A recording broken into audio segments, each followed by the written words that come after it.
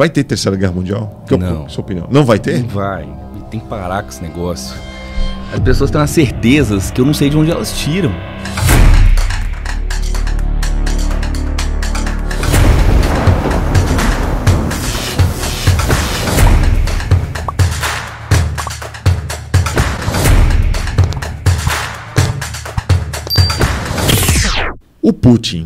O Putin deve ter dado muita risada, né? Naquela terça-feira de carnaval. Estou falando do encontro do Trump com o Zelensky no Salão Oval. Foi numa terça-feira de carnaval, uma coisa grotesca, né? Dois presidentes ali levantando a voz, dando um... Sim. Fica quieto aí, encostando no cara, você não está desrespeitando a Casa Branca. Don't tell us what we're going to feel. We're trying to solve a problem. Don't tell us what we're going to feel. I'm not telling you. Because you're in no position to dictate that. That's exactly what you're doing. You're in no position to dictate what we're going to feel. We're going to feel very good. You will feel influence. We're going to feel very good and very strong. You will feel influence. You're right now not in a very good position.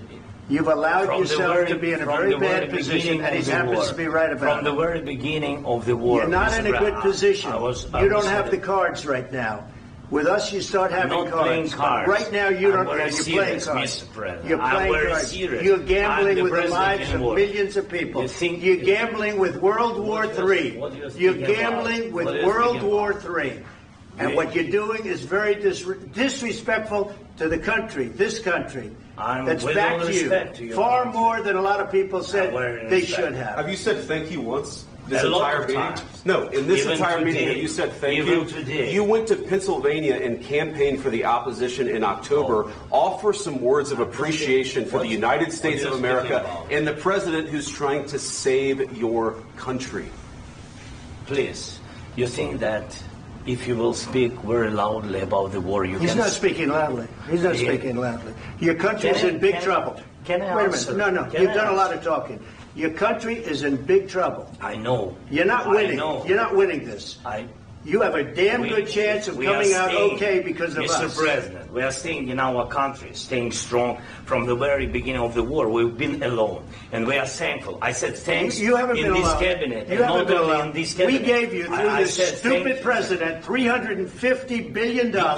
We gave you military equipment, and you men are brave, but they had to use our military. If you didn't have our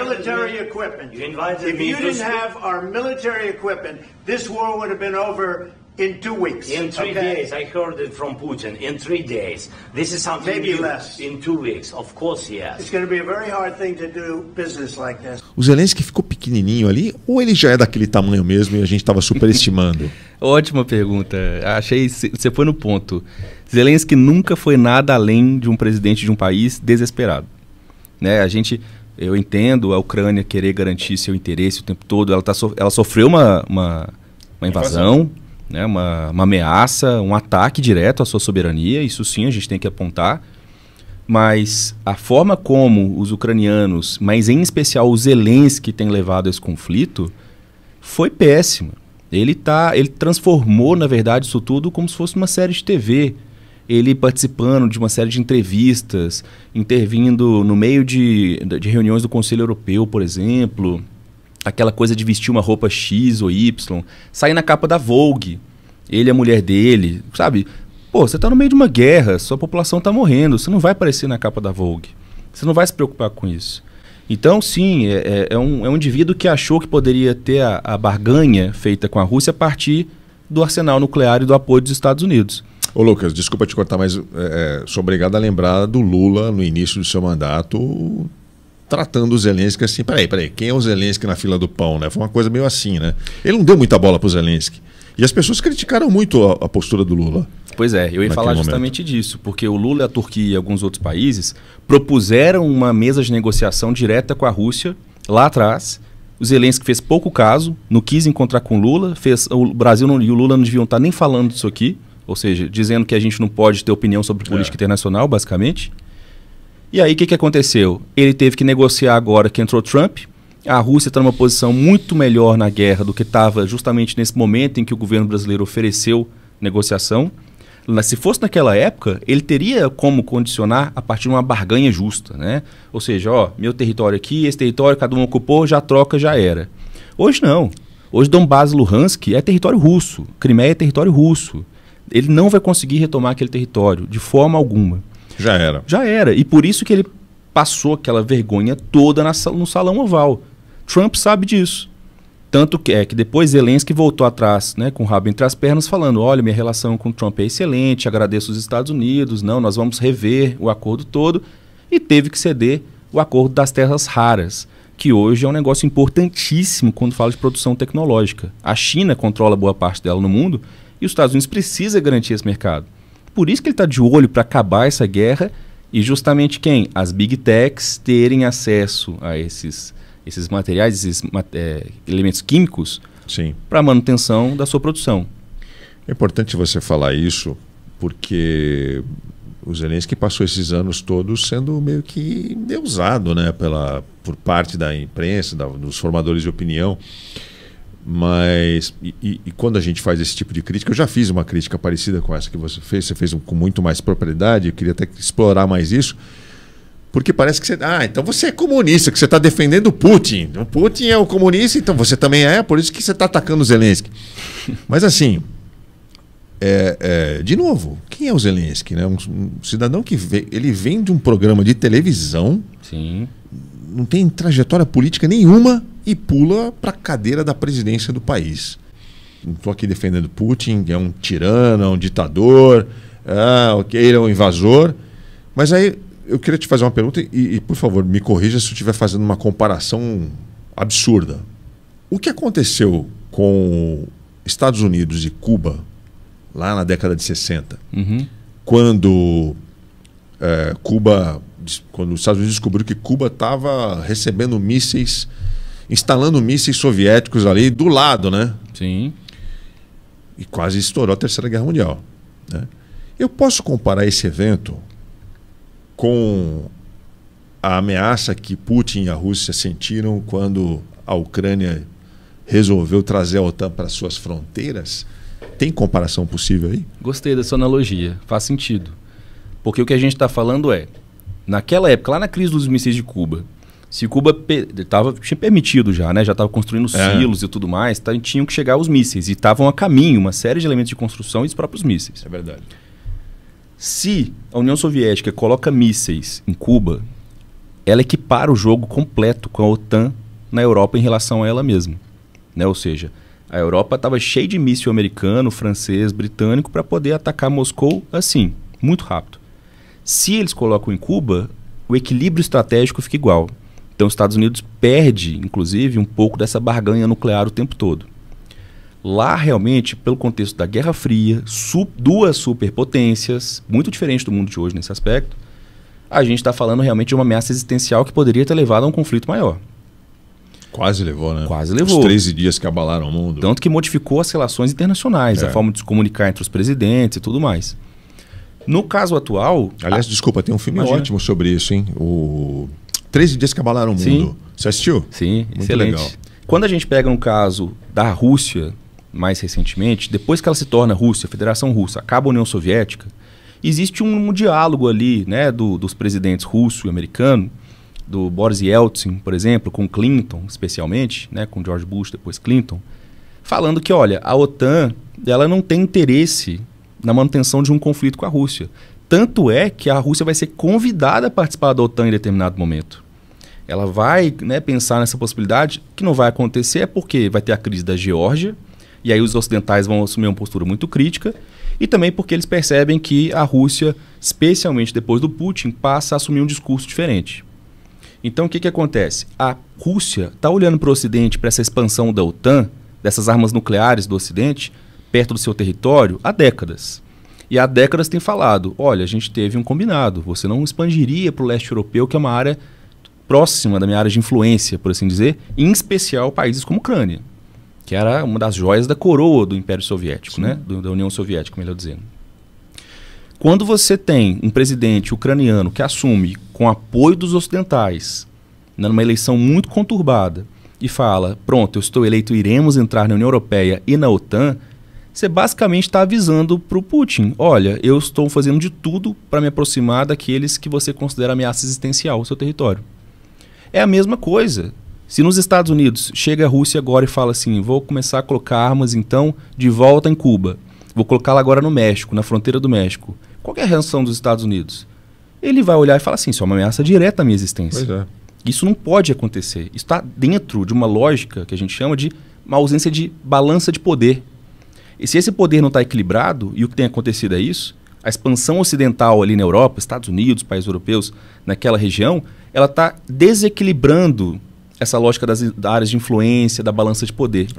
Então a Rússia naturalmente enxerga aquilo como ameaça. Disso para uma invasão completa, né, para um ataque e tudo mais, é outra história.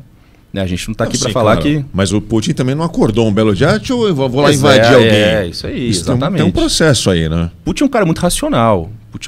Eu não sou nada a favor do Putin, eu não gosto do Putin, do que ele defende. Ele é um cara de direita, uma direita mais radical. Inclusive, as pessoas acham que ele é comunista, né? A última coisa que o Putin é comunista. Imagina. É um bilionário, né? Imagina, os oligarcas todos, a forma como ele conduz, a perseguição a grupos minoritários. Isso tudo na Rússia. Dizem que ele é o verdadeiro homem mais rico do mundo, né? Que ninguém sabe onde está o dinheiro desse cara. Pode ser, é verdade. Deve estar tudo em petrodólar investido já. Mas se você pensar nessa lógica, o Putin é um cara extremamente racional. O Putin conhece muito de política internacional. Ele já está na política há muito tempo, era da KGB. Sim. Imagina, a capacidade analítica de um cara desse, de entender. Então sim, ele já tem falado, já tem se aproximado, já tem dado indícios há muito tempo. Aquela primeira invasão da Crimeia já é uma grande manifestação. Né, por causa inclusive porque certos grupos dentro da Ucrânia eram fascistas, neonazistas, né? Sim. De acordo com o governo russo, mas também de outras fontes. Isso é fato, né? Exato, né? Aquela lógica de que eles queriam fazer uma movimentação e perseguiam grupos russos, né, de falantes russos, nas regiões justamente de Donbás e Luhansk, que hoje estão ocupadas pela Rússia. O apreço do Zelensky por neonazistas, tem vídeo dele na Câmara do Canadá, né, aplaudindo um ex-combatente nazista. Aliás, um evento bizarro, né? Totalmente. Que não deu para entender ali. Mas... Batalhão Azov, por exemplo. Batalhão Azov, é verdade. O que o Putin vai fazer, na sua opinião? O que ele tem para jogar aí? O Trump disse que falou com ele, fez um acordo de paz, não sei o quê. Esse acordo de paz se resumiu a... Tá bom, então eu não vou atacar as bases de energia elétrica, um negócio assim, né? Sim. É só isso? No momento em que a gente tem material, a gente não tem nada confirmado, por exemplo. Então a guerra continua, na verdade. Continua. Tanto que teve um ataque ontem, super importante, né? Drones ucranianos atacaram uma série de locais em Moscou e em outras cidades da Rússia. A guerra está continuando, não parou hora nenhuma. O ponto é, até que momento a Ucrânia consegue manter esse clima, esse ritmo de ataques? Outra coisa, até que ponto os países ocidentais realmente estão dispostos a gastar seus recursos, suas armas, suas formas de proteger, inclusive politicamente em outras instituições, porque os Estados Unidos já deixou muito claro que não está mais disposto. Né, o Macron fala que eu vou fazer, eu vou ocupar, vou fazer tal coisa. Ele não tem esse poder todo. Tem. Isso é discurso, isso é balela. Ninguém na Europa tem. Não. Né? Se juntarem todos nesse investimento todo que eles estão falando, daqui a 10 anos talvez a gente consiga ver alguma coisa. Isso não é curto prazo. Né? E mesmo que a França fale, tem armas nucleares e tudo mais, a Rússia simplesmente falou a mesma coisa. Tudo bem, eu também tenho. E aí, o que vai adiantar? Você vai jogar all-in, né? Vai colocar tudo na aposta? Se você fizer isso, beleza, a gente destrói tudo.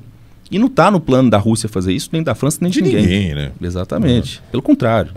Eles querem a manutenção do poder deles.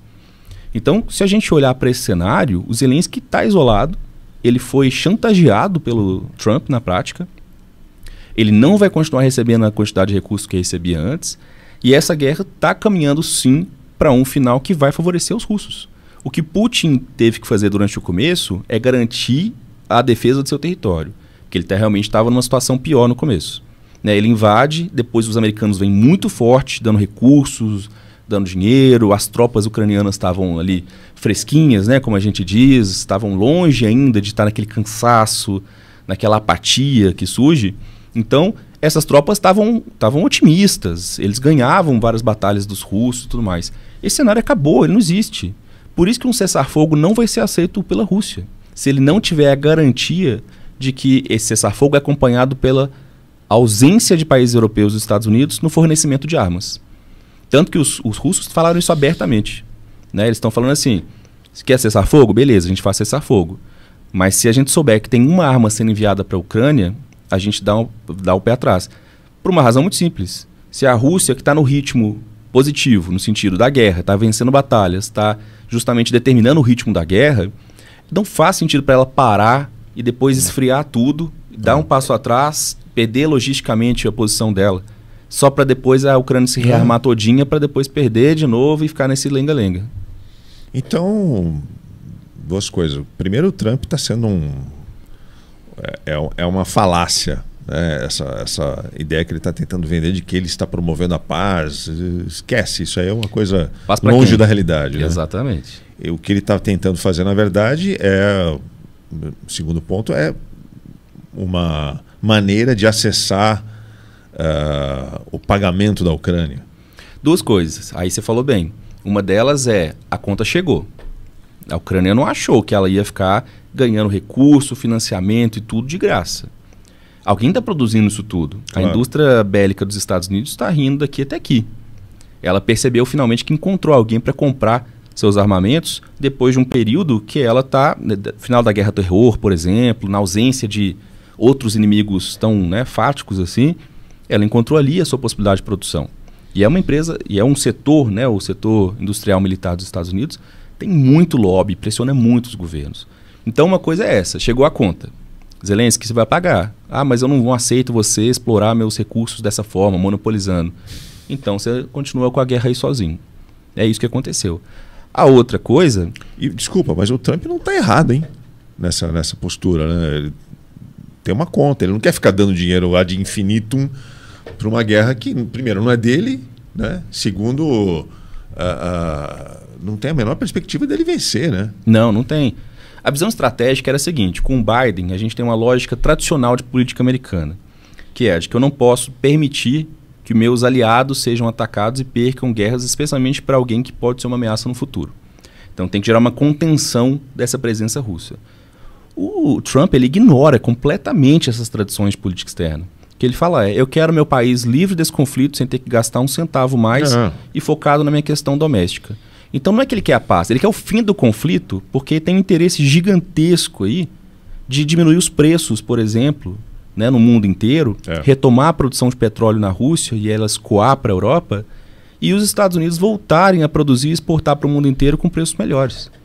Tá dado isso. Ele não tem interesse nenhum em fazer grandes acordos multilaterais, ele não tem apreço nenhum pelas instituições internacionais. O único interesse do Trump é a garantia de algo melhor para os Estados Unidos em relação aos demais. E não é nem assim no sentido de meio a meio, tem que estar melhor que os outros. A gente chama isso em relações internacionais de ganhos relativos. Eu tenho que ganhar mais que o outro. Eu não posso ganhar igual. Significa que lá na frente ele pode usar isso contra mim. Então o Trump ele tem essa visão muito maniqueísta mesmo de mundo, né? Nós e eles, nós estamos certos, não tem debate, não tem como discutir. Uma dica que eu daria, inclusive, é do filme O Aprendiz. Não sei se chegou a ver. Muito bom. Excelente, né? Muito bom. Mostra muito, né? A formação do Trump, de quem ele é ideologicamente, da postura dele. Jovem Trump. Exato, né? Do ataque. Como que ele foi influenciado por uma figura complicadíssima da política americana, que era um homossexual na década de 50, no macartismo, mas foi quem mais perseguiu pessoas LGBT nos Estados Unidos e depois morre de HIV/AIDS lá no futuro e não fala nada. Bela dica, bem lembrado. Para a gente conhecer um pouquinho, saber como é que funciona essa cabeça do Trump um pouco, né? Ele é um empresário, ele está pensando na grana, única e exclusivamente. Ô Lucas, Zelensky, Macron, Europa, os inimigos de Putin têm dito o seguinte, que o Putin não vai parar, que ele tem pretensões imperialistas, ele é um imperador, ele é um ditador, ele quer... Agora vai ser um pedaço da Ucrânia, mas se não parar ele agora, ele vai dominar o mundo inteiro. O que você pensa a respeito? Você acha que o Putin não vai parar? Ou o racional dele vai falar mais alto? Peraí, eu só queria isso aqui, tá bom aqui... Aliás, o que ele queria? É só um pedaço da Ucrânia ou ele quer a Ucrânia inteira? Ele vai parar? Eu acho que não faz sentido para a Rússia a manutenção de um conflito deste longo prazo. E não faz menos sentido ainda pensar que ela tem que arcar com esse custo, por exemplo, na Ucrânia e aí depois em outro lugar, depois mais um lugar e aí por diante. A Rússia é um país muito poderoso, né? Ela tem de fato forças armadas muito bem treinadas, tem equipamento, tem indústria de defesa e quando necessário compra dos chineses, compra dos indianos, compra de quem for necessário. Perdão. Só tem uma coisa, a Rússia não é mais a potência econômica que era anteriormente. Ela tem um PIB menor que o do Brasil hoje em dia. E sustentar uma guerra é um negócio muito custoso. Quando você fala disso, a gente tem que pensar o seguinte, por que o Putin usa esse discurso então tão agressivo, se ele não tem essas condições? Porque ele tem apoio da população. A população olha para ele como alguém que trouxe de volta o orgulho de ser russo, depois da decadência da União Soviética. Tanto que ele usa esses elementos, né, de superioridade, de um povo destinado, de uma missão dada para os eslavos, que vem lá de trás, com muito apoio daquele Alexander Dugin, inclusive, o ideólogo dele. Sim. Então, eu não acho que o Putin seja essa pessoa desvairada que simplesmente vai sair atacando e dominando, porque ele não deu demonstração disso em momento nenhum, na verdade. As pessoas podem falar, mas tem a Chechênia, tem a Geórgia, tem não sei o quê. É verdade. Nessas áreas de influência, onde a Rússia considera como sua área de influência, ela não permite aproximação com o Ocidente. Que era da União Soviética. Exatamente. Eram os países que compunham a União Soviética. Em especial, né, nessas regiões desses países muito pequenos que ficam próximos de regiões separatistas da própria Rússia. A Chechênia, a Geórgia, a Ossétia do Sul e assim por diante. Dá para acreditar quando o Putin fala que, segundo pesquisas, o povo da Crimeia ali queria ser russo? Acho que ele fez essa verificação também em outros países ali da antiga União Soviética, que eles teriam esse desejo de voltar a pertencer à Rússia. Essas pesquisas são confiáveis? Não sei te dizer, né? Precisaria ver metodologia, quem que está fazendo, quem que pediu, mas... Quem pediu foi o Putin. Pois é, e esse é um dos pontos, né? Não sei se eu confio muito em pesquisa de alguém que centraliza tanto poder. Mas se a gente pensar realmente no caso, por exemplo, hoje, da Moldávia, de Belarus, de alguns países que eram da União Soviética e hoje estão numa situação pior, existe sim um sentimento, eu já vi em outras pesquisas e tudo mais, um sentimento de voltar, de que a União Soviética que era melhor, que ele tinha melhor qualidade de vida, que a competição não era tão grande. Ao mesmo tempo que você tem países que vão odiar isso, tipo a Polônia e a Áustria. Né? Esses países, Áustria não, perdão, né? Tipo a Hungria, que tem um histórico de conflito muito grande com Moscou. Eu queria perguntar para você, tem vários especialistas falando disso no YouTube, né? O que tem de especialista em relações internacionais falando de Putin, tem uns que são muito famosos. Tem. E tem um que está falando assim que ele está cravando que vai ter a Terceira Guerra Mundial. É um bem famoso, vocês devem saber de quem eu estou falando. Que a Terceira Guerra Mundial está vindo, que é inevitável, que vai acontecer, e que por causa desse conflito aí com a Ucrânia, o Putin e tal. Eu vou perguntar para o professor Lucas Leite. Vai ter Terceira Guerra Mundial? Não. Sua opinião? Não vai ter? Não vai. Tem que parar com esse negócio. As pessoas têm umas certezas que eu não sei de onde elas tiram. Especialmente quando a gente fala de política, relações internacionais. Amanhã pode mudar tudo. Amanhã pode ter um golpe no país X, pode mudar a lei no país Y, pode ter uma guerra civil, pode ter um desastre ambiental, pode chegar um meteoro no país... Não dá para saber. A gente lida com o imprevisível. O que a gente tenta fazer, na verdade, é olhar os padrões que existem ao longo da história para tentar mostrar as possibilidades. E em relação à Terceira Guerra Mundial, o que eu diria? Que não é impossível, porque nada é impossível em relações internacionais, mas ela é muito improvável. Porque não faz sentido em termos práticos. Os países podem até entrar em conflito, mas olha só, por exemplo, no caso da Ucrânia com a Rússia. Quando o negócio escala demais, eles começam já ali no backstage, a diplomacia, os presidentes começam já a conversar, começam a negociar.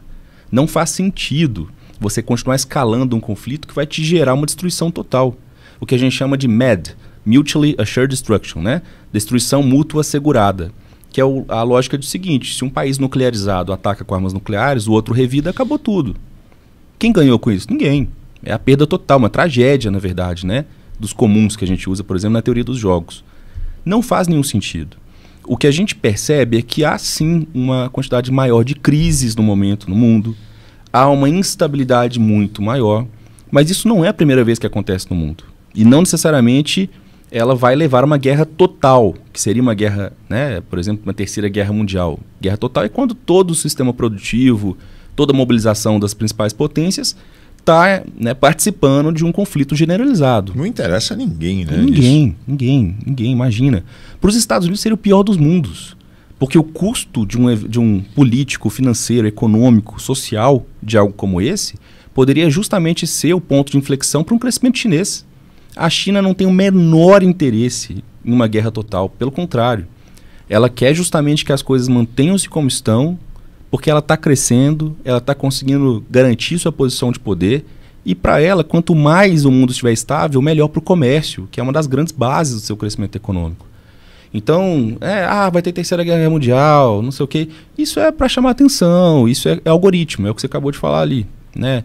É para tentar... Da audiência. É da audiência, né? Não tem, desculpa, mas não tem lastro de seriedade, infelizmente. Então podem ficar tranquilos, vocês que estavam pensando em fugir para as montanhas, não vai ter terceira guerra mundial. Segundo o professor Lucas Leite, tá tudo bem. Diferente tá tudo bem. Vou corrigir aqui, ele não disse que tá tudo bem, mas que terceira guerra mundial não vai ter, não vai cair uma bomba atômica na cabeça de ninguém. Isso aí. Pelo menos por enquanto. O que faltou a gente falar, Lucas? A gente falou de Zelensky, a Ucrânia... Que derrota fragorosa, né? Exatamente. Eu li uma estimativa, assim, a mais otimista, que morreram 500 mil homens na Ucrânia. Nossa. A mais pessimista é de que foram 700 mil. É muita gente, é um negócio absurdo. Então, assim, está sem população masculina, economia destruída, cidades dominadas, destruídas também. Que derrota, né? O Zelensky, esses dias, ele já colocou o cargo dele à disposição, já está preparado para sair, né? Sim. Ele falou isso. Não há outra saída, né? Não tem muito o que fazer, né? Ele não tem o que fazer que não seja concordar com o Trump e aceitar tudo que os Estados Unidos coloca. Essa chantagem já está dada, Putin sabe disso, então Putin está só esperando as coisas simplesmente caminharem, e quando chegar o momento de negociação, como isso tudo já vai ter sido azeitado a partir dos Estados Unidos, e o Trump tem todo o interesse, inclusive uma certa afeição por Putin, né? Essa coisa de autocratas que se admiram. Aí sim nós vamos... O Bolsonaro também admirava muito. É, bom lembrar, né? Exatamente. A extrema-direita, a direita radical, ela tende a se identificar no mundo. Inclusive Duterte, né, que era presidente das Filipinas e foi preso recentemente por violação de direitos humanos no país. Então, de fato, a Ucrânia está num beco sem saída. E o Zelensky colocou a Ucrânia nesse lugar. Tudo bem, a Rússia que começou o conflito, é verdade. A Rússia tem que pagar por isso em alguma medida. Sim, ela deveria sofrer sanções, ela deveria sofrer diplomaticamente tudo que seja necessário para a manutenção da ordem na região. Só que, quando se coloca a Rússia num beco e fala, Rússia, é isso aí, ó, nós estamos chegando perto de você, daqui a pouco nós vamos conquistar toda a Europa debaixo do guarda-chuva da OTAN. Está falando justamente para um país que tem um histórico de ser invadido, que tem um histórico de ser atacado, na Primeira, na Segunda Guerra Mundial, em outros, Napoleão, por exemplo, em outros momentos.